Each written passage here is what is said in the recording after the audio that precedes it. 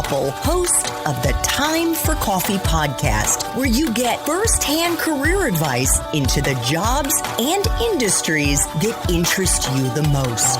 And before we start today's show, I have a quick favor to ask you. If you haven't already, I'd be incredibly grateful if you give us a rating and a review on iTunes. And if you're like me, you need to do it now because you'll forget later and because it's the best way to help others who may be in search of career advice to find this free resource. So press pause if you haven't done it and do it right now. I'll wait. Thanks so much and enjoy today's show.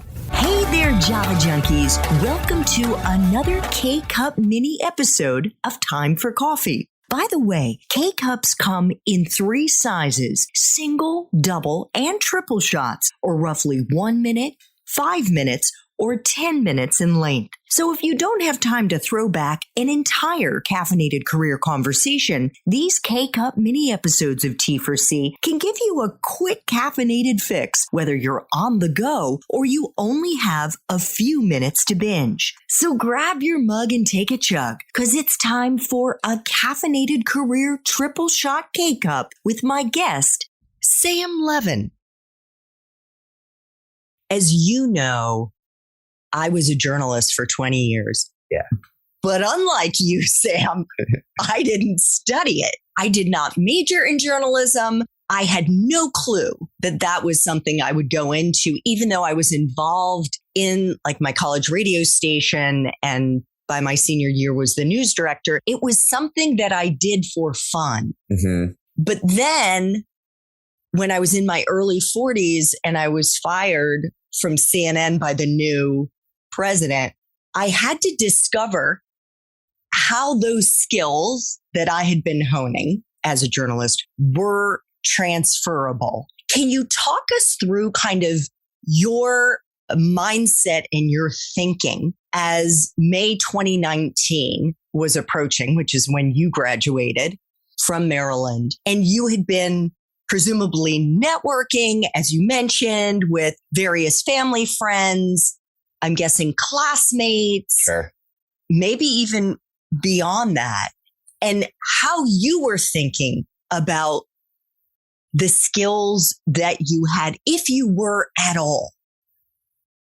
There was nerves for sure. And at the same time, we'll talk about mindfulness soon. There was a lot of composure, trust in myself that it was going to work out, and not, again, tackling everything at once. Like, we put so much pressure on ourselves to be 22 years old, coming out of college and knowing exactly what we want to do. And the best thing you can do is probably pick where you want to live and who you want to be around, and understanding that your 5 best friends are going to be a reflection of you. And if you trust them and they got great jobs, then you're going to be built up and learn on the fly as well. Learning on the fly is something that, for whatever reason, sometimes seems to have a negative connotation where it's like you're not prepared. Learning on the fly for me means that you're a sponge. You're just taking everything in. You're really excited about learning opportunities. With you and with me, maybe we didn't study what we're doing now, but we're quick learners and we dive into it. And like I mentioned, I'm a sponge. I want to take everything in from people that are above me, but also people that are under me. There's learning opportunities everywhere. Speaking of learning opportunities, while you were an undergrad, Mm-hmm. you had 4 internships, which is pretty incredible. Yeah. And they ran the gamut from working on a philanthropic broadcast content to working as a content creation intern at a venture-backed startup. Mm-hmm. It was a Hispanic digital media company. Mm-hmm. How did you get these internships, Sam? And were you deliberate in choosing the type of industry or the type of company that you wanted to work in? Or were you just like, who's going to hire me? Looking back now, it's funny because I love working with kids, and obviously I speak Spanish now. And so it's almost like I had it mapped out. I didn't. Ryan Seacrest Studios was my favorite internship ever. I mean, working with kids, understanding the sensitivity behind actually being at a news channel in a hospital that only airs through the hospital was impactful. It made me understand that there's a level of impact that you can have as an employee of something when you make real connections with your audience. And our audience was the kids in the hospital that for an hour in their day was their favorite time of the day to work with us and to make funny news programs that aired through the hospital. And one kid felt like he was famous in the hospital because he had a building toy show and all that. So I really appreciated Ryan Seacrest Studios for helping me learn journalism, and I checked the boxes of what the journalism school was looking for, but really it was working with kids, which I love to do. The rest of it is really milking connections. My stepmom works for iHeartRadio. She's on TV and radio in Chicago. That was that iHeart position. And then my uncle Doug and my aunt from Tijuana, they started Me Too. So that's where I moved into Me Too. I did an internship there for the summer. Those two were really connection based. I'll say the negative side of it was that I didn't feel like I was earning the positions, or on a day-to-day, I was mostly learning as much as possible and floating around, but it wasn't as much of like a grind of a position where I felt like, wow, I'm really confident in my role here. I was just learning about the business, which probably helped a lot. But at the time I felt still a lot of nerves about my career. What am I good at? And it wasn't necessarily like specific. Do you feel like doing that variety of job functions at those different companies helped you to sort of rule out maybe things you didn't want to do, less so about what you did, but you were at least filtering out the kinds of things that maybe weren't a good fit? 100%. I mean, before those internship opportunities, I might have taken a job at another company and been like, wow, this is awesome. I got offered a job from iHeart out of college.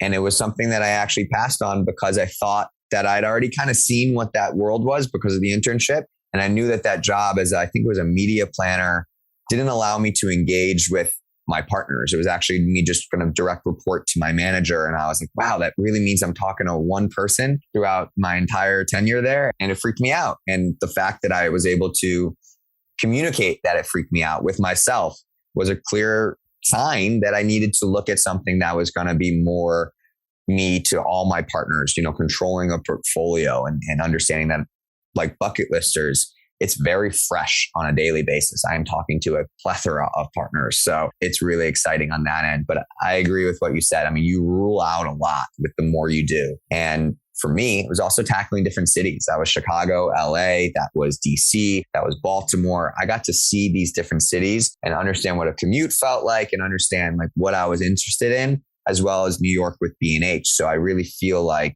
I got an understanding of not just the job and the role, but also the city, which is a huge factor when people are moving.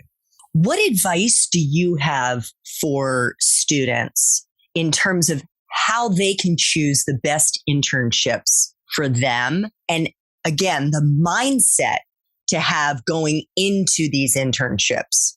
Yeah, I mean, the mindset has to be open chalkboard, like just take in so much information, go above and beyond in terms of not necessarily the work that you put in during the day, but out a lot of thinking, a lot of brainstorming, and max creativity, I would say, isn't really important. So if bringing in ideas, or one thing I did at Me Too is I actually had to pitch sometimes, and it was just like me in a room and I would pitch.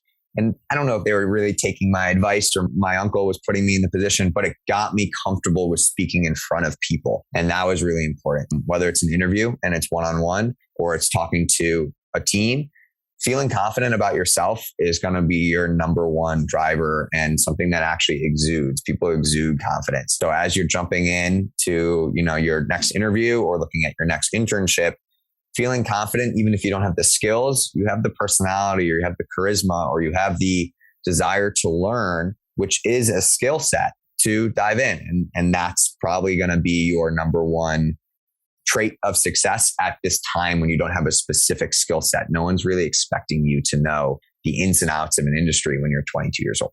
Absolutely. And again, I think a lot of students discount all of the skills they do have, even if it's in a particular major. When you start taking inventory of your technical skills, like your writing, your verbal communications, your analytical skills, your creativity, your interpersonal team building, whatever it is, all of these are transferable into all kinds of different job functions. There you go. And so if a resume is giving you difficulty or struggle or stress, get it out there, but don't worry too much about your resume, because it is these non-resume transferable skills that when you're in a room with somebody, the resume kind of gets put aside. They look at it, but the resume is actually something that just gets you in the door. They want to hear who you are. And what I appreciate about the Bucket Listers interview process was really what it was. They wanted to see my photos from my travel trip to Sedona. They wanted to see that I was someone that was constantly on the move, but really understood markets and understood population and demographics and things like that, rather than that I knew what Ticketmaster was and how ticketing worked. It wasn't about that. It was about who I was. Thanks for tuning in to this K-Cup mini episode of Time for Coffee. If you want to listen to our entire caffeinated career conversation, please check out the show notes for this episode. Thanks so much for listening to this latest episode of T4C. And if you're interested in learning more about my coaching services for confused college students and recent grads, feel free to check out the Time for Coffee website under the coaching tab at time4coffee.org or text me at 202-236-5712. That's 202-236-5712.